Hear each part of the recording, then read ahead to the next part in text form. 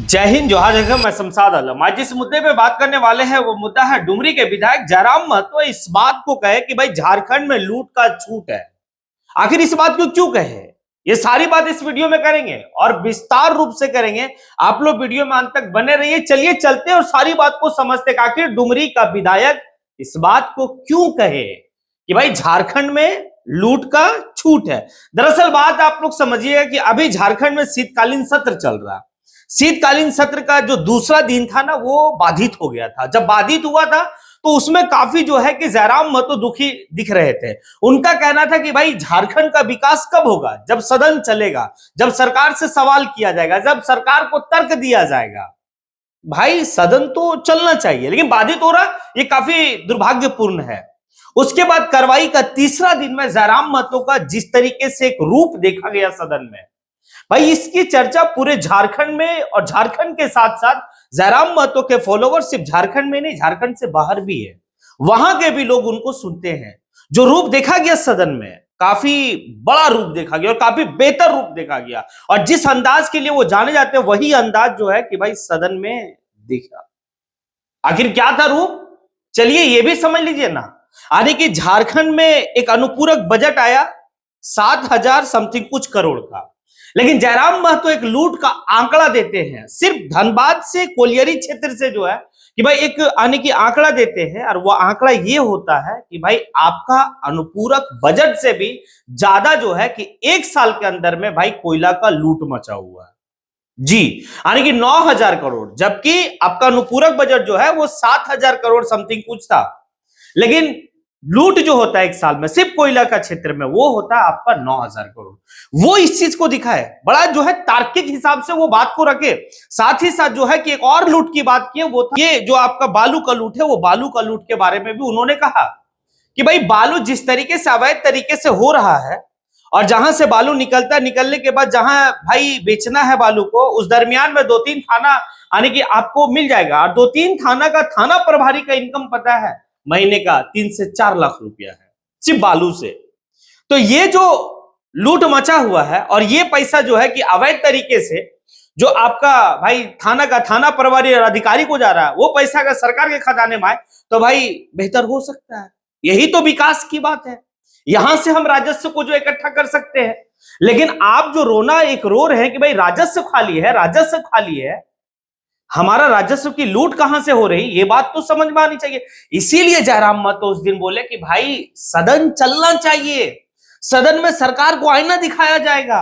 लेकिन सदन को बाधित करने वाले लोग कौन थे, इस बात को आप लोग को अच्छी तरीके से पता है, क्योंकि जो बाधित कर रहे थे ना, वो भी लूट का जो है कि भाई माहिर है। बात समझ सकते हैं। अभी झारखंड में अगर विपक्ष का कोई भूमिका निभा रहा है तो वो जयराम महतो निभा रहा है। जयराम महतो आगे यही नहीं रुकते, आगे जो है कि उन्होंने सदन में जो है कि भाई एक काफी जो है कि अग्रेशन मूड में आके कहते हैं कि भाई हम जो है शून्यकाल में प्रश्न डालने के लिए भाई 12 बजे रात को आते हैं, और विभाग हमारी बात को नहीं ले रहा, हमारी बात को नहीं सुन रहा, और हमारे द्वारा प्रश्न उठाए गए उस पर जो है कि कोई चिंतन मंथन नहीं हो रहा। तो फिर खाक जो है कि ये क्या सरकार चल रही है और ये सारी चीजें हो रही है। काफी एग्रेशन में दिखे, और एग्रेशन ही उनका पहचान है पूरे झारखंड में और झारखंड के साथ बाहर भी। आगे वो जो छात्रवृत्ति का एक मुद्दा झारखंड में काफी बड़ा मुद्दा भी चल रहा है। पिछले 2 साल से झारखंड के छात्रों को छात्रवृत्ति नहीं मिला है। आज जब छात्रवृत्ति नहीं मिला है तो जयराम महतो कहते हैं कि भाई विधायक को 4 करोड़ आने की 32 लाख का बंगला में रह रहे हैं। जिस आने की प्रदेश के छात्रों को पिछले 2 साल से छात्रवृत्ति नहीं मिला हो, उस प्रदेश के विधायक भाई 4 करोड़ 32 लाख का बंगला में रह रहा, शर्म आनी चाहिए। हाँ, आगे भाई इस बात को फिर कहते हैं, क्योंकि जयराम महतो खुद अभी करंट में विधायक के साथ साथ छात्र भी हैं, तो छात्र की दर्द उनको पता है। इसी के लिए उनकी पार्टी जो है कि भाई छात्र अधिकार पद यात्रा 180 किलोमीटर का सफर तय की है। ये सारी बात हुई, और साथ ही साथ वो एक बहुत बेहतर जो है कि भाई बात की है, वो पता है क्या, वो 10th और 12th में जो फी बढ़ोतरी हुई है, आने की सरकार और ये जो है ना, ये सारा आप छात्रों से पैसा वसूली की बात कर रहे हैं, पैसा वसूली की कार्य कर रहे हैं। अब एक बात बताएं, 10th और 12th का एग्जाम फी पता है कितना, 35% बढ़ा दिया गया। हाँ, 35% में समझ लीजिए कि 980 रुपया से 1100 कुछ रुपया कर दिया गया 10th का, और भाई 12th का जो है कि 1100 से 1400 कर दिया गया। ये बताइए ये क्या है? छात्रों की जो है कि आप फी वृद्धि कर रहे हैं, ये तो काफी सोचने का विषय बनता है।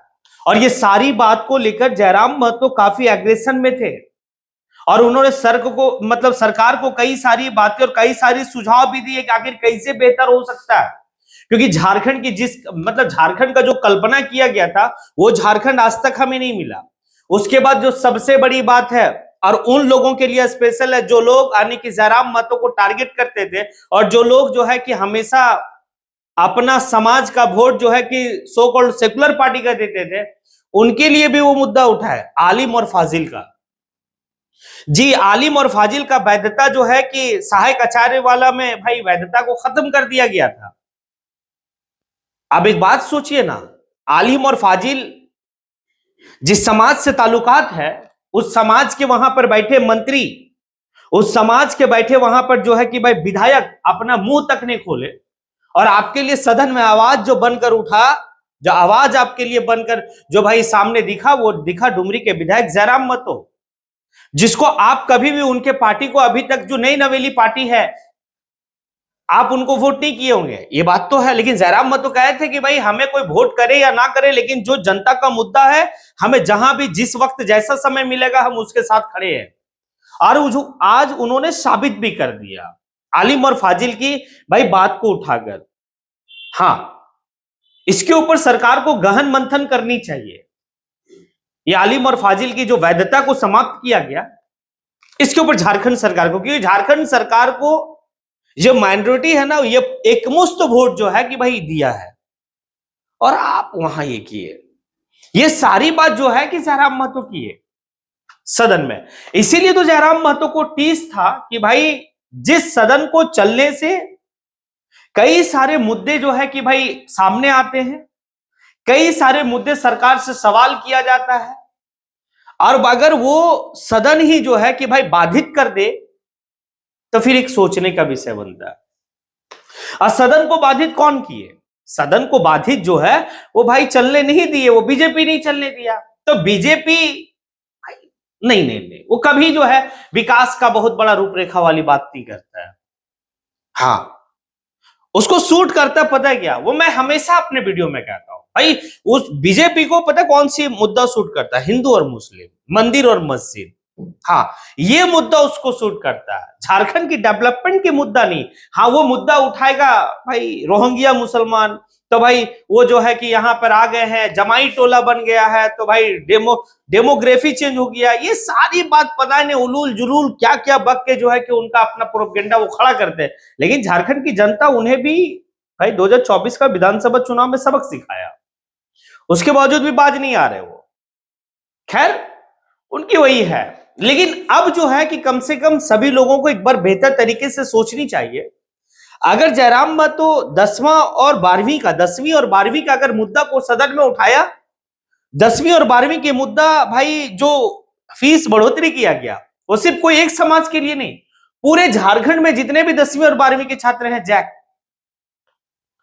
अब सोचिए ना, इसमें सिर्फ क्या एक समाज का, सभी समाज का, तो सबके लिए आवाज उठाया गया, कोई एक समाज के लिए आवाज नहीं उठाया गया। और स्पेशल आलिम और फाजिल का वो जो बात की है, भाई जिस समाज से आलिम और फाजिल ताल्लुकात है उनको सोचना चाहिए, और अगर आप नहीं सोच रहे तो फिर आपकी ये है।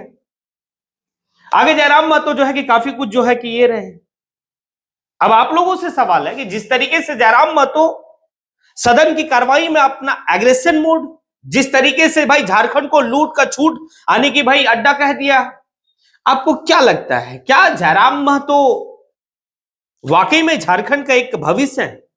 और क्या आने वाले 2029 में जयराम महतो को लोग जो है कि एक आस की उम्मीद से देख रहे हैं कि भाई 29 में कुछ बहुत बड़ा बदलाव होगा और जयराम महतो झारखंड का कमान संभालेंगे? अगर आपको लगता हाँ इस तरीके का है, तो फिर आप कमेंट बॉक्स में आके कमेंट जरूर करें। इसी के साथ मैं अपनी बात को यहीं पे समेटता हूं। जय हिंद।